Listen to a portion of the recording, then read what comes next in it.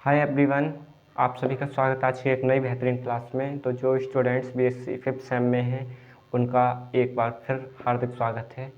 तो आइए क्लासेस को बिना देरी के शुरू करते हैं। पिछले लेक्चर में हमने समझा था कि साइक्लोएल्केन की प्रिपरेशन कैसे करते हैं। प्रिपरेशन के लिए हमने कुछ रिएक्शन समझी थी। आज हम समझने वाले हैं इनकी केमिकल प्रॉपर्टीज़ और physical properties. Physical properties same alkane की तरह होती हैं, यानी कि जैसे गुण एल्केन के होते हैं उससे मिलते जुलते साइक्लो एल्केन के भी होते हैं। यानी एल्केन जो होते हैं वो अधुर भी होते हैं, ऐसे भी साइक्लो एल्केन भी अधुर भी होते हैं। ये विलय मतलब इनकी जो विलयता होती है बहुत ना के बराबर होती है। क्लोरोफॉर्म, बेंजीन आदि विलायकों में क्षीण प्रबल विलायक होते हैं उनमें घुल पाते हैं, बाकी जो अन्य में नहीं घुल पाते हैं क्योंकि ये ध्रुवीय होते हैं। ठीक है, पोलराइज्ड होते हैं। और मेन बात ये है कि इनके सभी गुण एल्केन से मिलते जुलते होते हैं। एल्केन सैचुरेटेड होते हैं तो ये भी सैचुरेटेड हाइड्रोकार्बन होते हैं, और इनमें सिंगल बॉन्ड होता है और एल्केन में भी सिंगल बॉन्ड होता है। ठीक है, और ये एक बस जो एल्केन होते हैं वो सीधी श्रृंखला के रूप में होते हैं। जो साइक्लो एल्केन होते हैं वो एक साइक्लिक चैन के रूप में, यानी कह सकते हैं चक्रीय श्रृंखला के रूप में मिलते हैं। ठीक है, इनमें कार्बन कार्बन के बीच में सिंगल बॉन्ड होता है, ऐसे ही एल्केन में भी सिंगल बॉन्ड होता है। इनका क्वथनांक जो साइक्लो एल्केन होते हैं इनका क्वथनांक अगर हम परमाणु क्रमांक बढ़ाते जाएं तो घटता है। ठीक है, और गलनांक की बात करें, परमाणु क्रमांक बढ़ने मतलब कार्बन की संख्या बढ़ने के साथ इनका जो गलनांक है वो बढ़ता है। ठीक है, ये छोटे मोटे टॉपिक्स थे। ठीक है, और हमने आपको बताया था एल्केन का अध्ययन किया जाता है। अब आज हम इनकी केमिकल प्रॉपर्टीज समझते हैं। फिजिकल प्रॉपर्टीज तो आप एल्केन की तरह लिख दोगे, इनकी कोई प्रॉब्लम की बात नहीं है, थोड़ा बहुत डिफरेंस है, बाकी कुछ नहीं है। और केमिकल प्रॉपर्टीज़ हैं वो बिल्कुल अलग है। केमिकल प्रॉपर्टीज़ का मतलब होता है रासायनिक अभिक्रिया। रासायनिक अभिक्रिया अच्छे समझते हैं, क्योंकि सबसे पहले ध्यान समझना आपको, हम साइक्लोएल्केन का हेलोजनीकरण कर सकते हैं। हेलोजनीकरण का मतलब क्लोरीन से रिएक्शन करा सकते हैं तो उसे क्लोरोनीकरण कह देंगे, ब्रोमीन से कराएंगे तो उसे ब्रोमोनीकरण कह देंगे, आयोडीन से कराएंगे तो उसे आयोडोकरण कह देंगे, आयोडोनीकरण। ठीक है, और दूसरा हम ऑक्सीडेशन कर सकते हैं इसका। ऑक्सीडेशन का मतलब ऑक्सीकरण। तीसरा हम रिडक्शन कर सकते हैं। ठीक है, कई सारी रिएक्शन है, लेकिन हमारे एग्जामिनेशन में केवल हमें उतना पढ़ना है जितना हमारे एग्जामिनेशन में आता है। तो आपको क्वेश्चन ये ऐसे डायरेक्ट इसकी रिएक्शन नहीं पूछेगा, आपसे पूछेगा साइक्लो एल्केन क्या होते हैं, रासायनिक गुण लिखिए और इनकी अभिक्रियाएं बताइए। तो आप रासायनिक गुण के अंतर्गत ये अभिक्रियाएं लिख सकते हैं। ठीक है, साइक्लो एल्केन हमने पढ़ाई दिया है कौन से होते हैं। ऐसे एल्केन जिनमें जो कार्बन कार्बन एटम होते हैं वो चक्र की श्रृंखला के रूप में अरेंज होते हैं, साइक्लिक फॉर्म में अरेंज होते हैं, तो उसे उन एल्केन को हम साइक्लिक एल्केन कहते हैं। ठीक है, तो समझते हैं ध्यान से। सबसे पहले हेलोजनीकरण का मतलब जो है कि जब साइक्लो एल्केन की रिएक्शन हेलोजन कंपाउंड से कराते हैं। हेलोजन कंपाउंड कोई भी हो सकते हैं, क्लोरीन है, ब्रोमीन है, आयोडीन है, ये सब हेलोजन कंपाउंड होते हैं। लेकिन इनमें भी एक नियम होता है, ध्यान समझिए इधर। इनका जो प्रबलता का क्रम है, रिएक्शन करने का जो क्रम है वो इस टाइप से है, आयोडीन, ब्रोमीन, क्लोरीन, फ्लोरीन। ठीक है, इन सब में सबसे ज़्यादा अगर कोई रिएक्शन करने वाला है तो आयोडीन है, ब्रोमीन है, क्लोरीन है, फ्लोरीन है। इस टाइप से इनकी रिएक्शन का ये क्रम है। सबसे ज़्यादा किसी भी साइक्लोएल्केन से रिएक्शन करेगा तो वो आयोडीन करेगा, ब्रोमीन करेगा, क्लोरीन करेगा, फ्लोरीन करेगा। ठीक है, फ्लोरीन। लेकिन जो फ्लोरीन है ये बहुत ही ना के बराबर रेयर केसेस में ऐसा होता है कि ये रिएक्शन करता है, बाकी अन्यथा ये रिएक्शन नहीं करता है। ठीक है, और ब्रोमीन तो मैक्सिमम केसेस में रिएक्शन करता है। ठीक है, तो सबसे पहले हमने यहाँ लिखा है कि ये क्या है हमारा CH2। ये हमने किसके, ये क्या है बताइए, अगर आपने पुराने लेक्चर को देखा है तो बताइए ये क्या है। साइक्लिक, बताइए साइक्लिक 1 2 3 प्रोपेन। ये क्या है, साइक्लिक प्रोपेन। ठीक है, साइक्लोप्रोपेन भी कह सकते हैं, साइक्लोप्रोपेन है ये।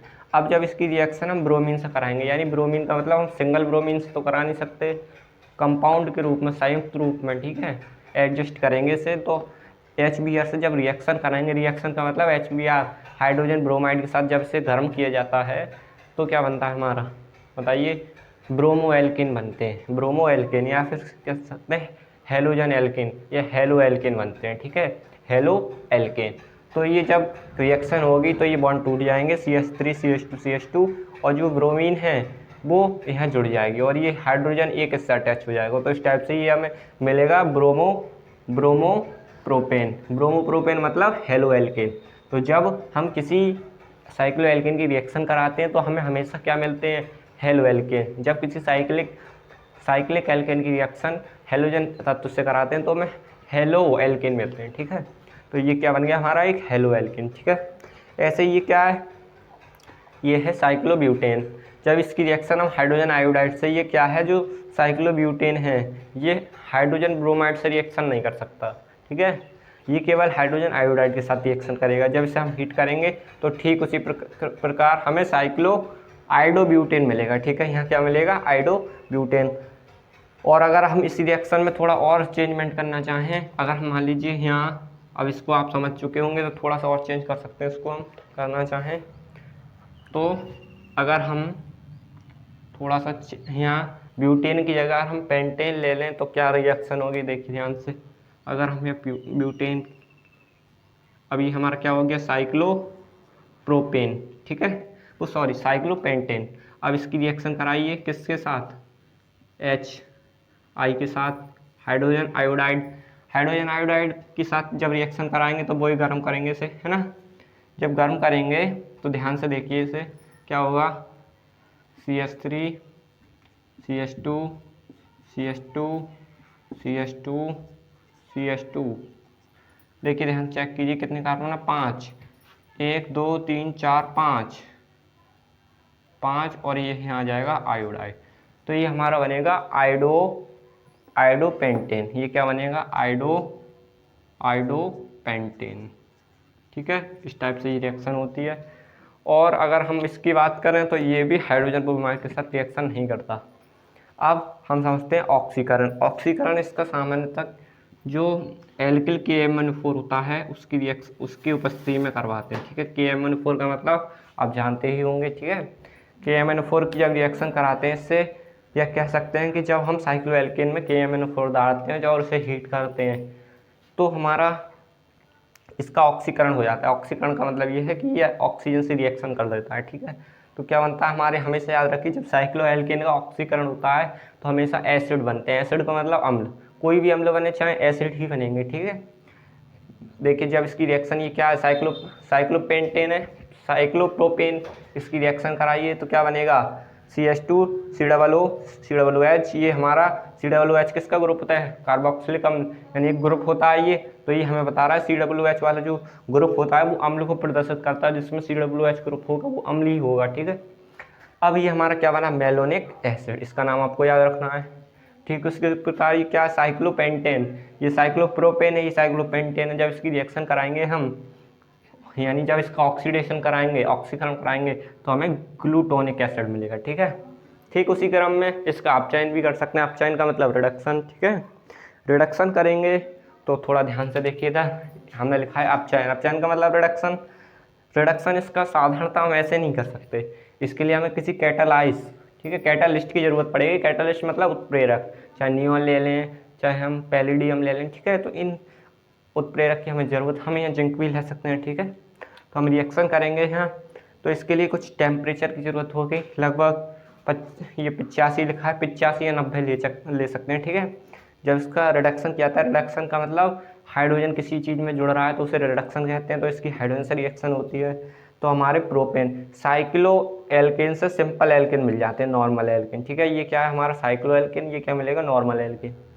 ऐसे ही जब ये क्या है हमारा साइक्लोपेंटेन की रिएक्शन हम यानी हाइड्रोजन से कराते हैं, यानी साइक्लोपेंटेन का रिडक्शन किया जाता है। क्वेश्चन बन सकता है जब साइक्लोपेंटेन का रिडक्शन किया जाता है नियॉन की उपस्थिति में तो क्या बनता है, तो आप कहोगे सिंपल ब्यूटेन बनता है। देखिए ध्यान से, एक ये साइक्लोब्यूटेन है क्योंकि इसमें 4 कार्बन है, 1 2 3 4, तो ये साइक्लोब्यूटेन से हमें नॉर्मल ब्यूटेन मिल जाएगा, ठीक है। ये सिंपल चेन है तो इसे हम क्या कहेंगे, नॉर्मल ब्यूटेन। तो इस टाइप से हमारी कुछ रिएक्शंस थी जिन्हें हमने समझा। नेक्स्ट लेक्चर में अगले और टॉपिक पर डिस्कस करेंगे जो कि एग्जामिनेशन में आता है। केवल वही टॉपिक पढ़ें जो एग्जामिनेशन में आते हैं। तो बस आज की क्लास में इतना ही। क्लासेस देखने के लिए आप सभी का बहुत बहुत धन्यवाद।